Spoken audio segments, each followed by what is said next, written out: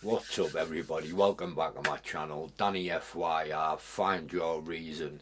I'm Danny B, aka Stan, aka whatever the you wanna call me. I've chosen another top 10 for the next video we're gonna watch and react to. This one's called Top 10 Abandoned Cities You Should Never Visit. So I wonder where these cities are. It's by a channel called Top 5, so if you want to go over there, show them some love, and while you're at it, show me some love, subscribe and like my videos, watch a few more of them please.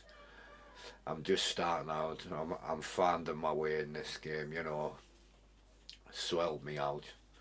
Now that please over, let's get into this video and see what it's all about. Right.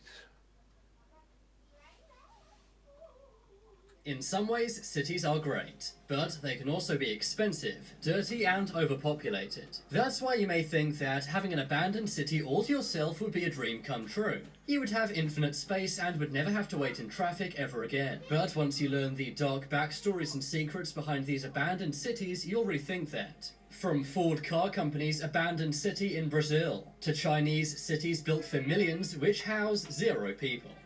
Plymouth, Montserrat. Montserrat is a beautiful island in the Caribbean, but venture far enough into this island and you'll find the city of Plymouth. In the early 90s, 4,000 people lived here. But one day in 1995, everyone in it was told they had to leave immediately. This was because of a very large volcano near the city. It was on the verge of erupting, so everyone had to leave. The volcano had caused minor damage. But 2 years later in 1997, the volcano completely erupted. The Soufriere Hills volcano covered Plymouth in 40 feet of ash. And the volcano is still active to this day. That's why any tourists are told not to go to this city. You can take a boat tour and see the outskirts of this place, but a few people have snuck in and taken some amazing and daring photos. It's so sad this beautiful city had to be abandoned, but in hindsight, maybe it wasn't. I mean, a pyroclastic flow from volcanoes is not good for your lungs, not good for any part of your body, so yeah, you want to be out of there. You end up like Pompeii, all them bodies just like, you know, you've seen what Pompeii looks like, I'm sure.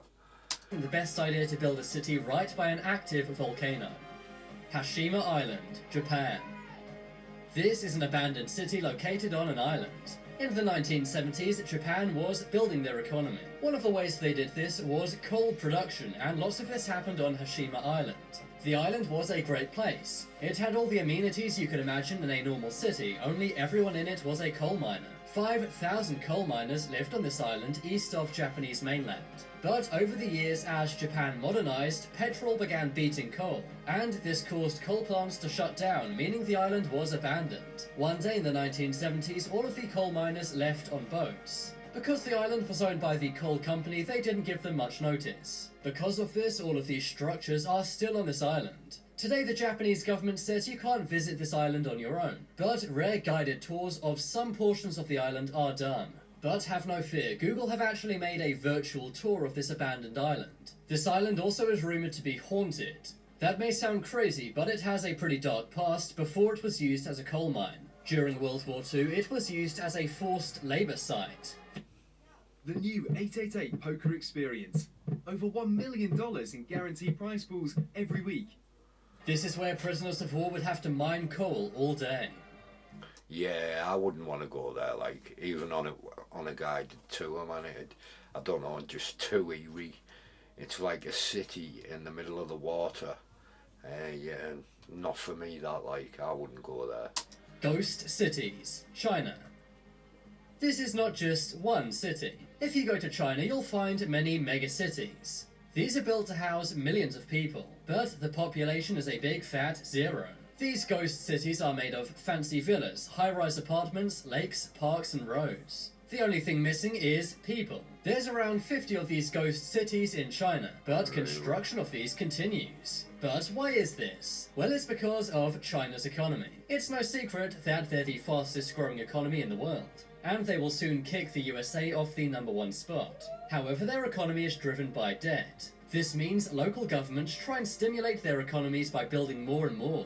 They hope this will stimulate the property market, creating a housing bubble. It's said that China has around 70 million empty apartments. But No, but just one thing I want to say. A couple of months back on the news, there was news that that bubble was about to burst and China was going to be a hell of a lot in debt.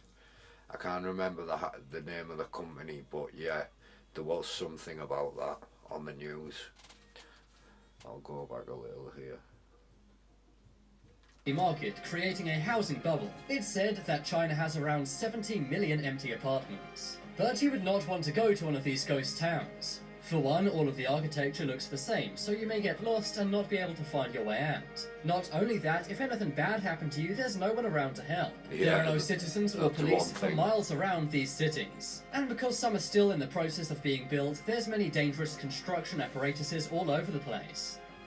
Kolmanskop, Namibia.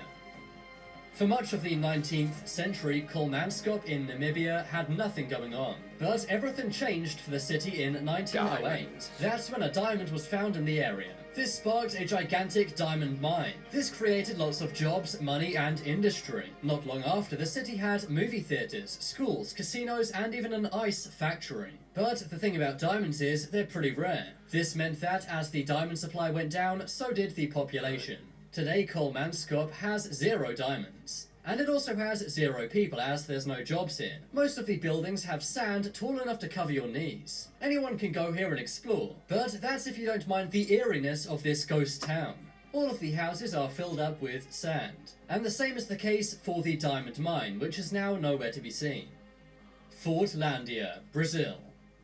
When is a company too powerful? Is it when they control too much of the market? Is it when they're a monopoly? Or is it when they have their very own city? Well, that's exactly what Henry Ford, the founder of Ford, tried to do. In the 1930s, Ford decided to make a city in Brazil. They wanted a way to make cheap rubber, and they decided that they would use the natural resources from the Amazonian jungle. Because no one lived in the jungle except tribes, they had to build their own city, which they named Fordlandia. The goal was to make super cheap rubber in Brazil. They would then ship all of this over to the United States, where they would use it on their cars. But it turned out that Fordlandia was a famous example of blue sky thinking. Henry Ford had a poor understanding of the ecological challenges. It turns out it's not so simple to extract rubber from the Amazon jungle. Who would have thought it would be hard to set up a city in the world's most dangerous jungle?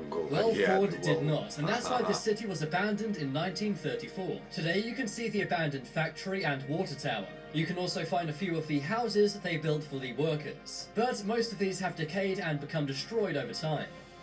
Bodie, California.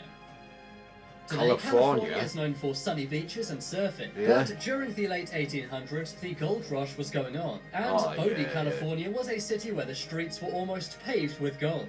Well, not exactly paved, but there was gold underneath it. That's why thousands of miners lived and worked in Bodie. At the city's height, there were 65 saloons. That's the equivalent to a city with 65 nightclubs today. But over the years, the gold rush went away, as all of the gold was mined up. By 1942, the only thing that existed in Bodie was the post office, and later that year it closed down as well. Now many people visiting the Yosemite National Park explore Bodie, California. It's a pretty eerie gold rush town, and because it's been abandoned, it really looks like a cowboy's town. The buildings and relics of vehicles are original, and it seems like the perfect spot to film a spaghetti western. Yeah, that one piqued my interest. I'd like to go and see that one. You know, an old western town. Yeah, definitely. I wouldn't mind seeing that one, like. Pripyat, Ukraine. Well, we all know. The date was. We all know what this is, Pripyat.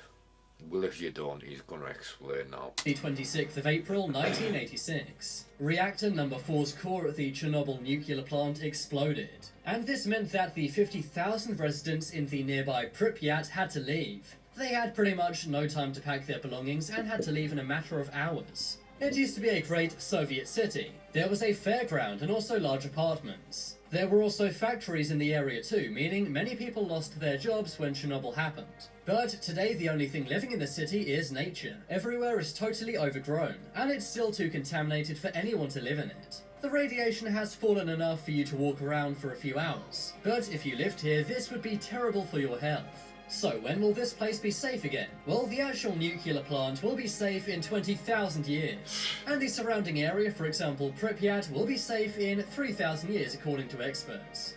See, but that's scary, man. I mean, I think sometimes we rely more and more on nuclear power, but if it ever does go wrong like that in Chernobyl, it's taken thousands upon thousands of years to rectify itself, and that's a scary thought, man.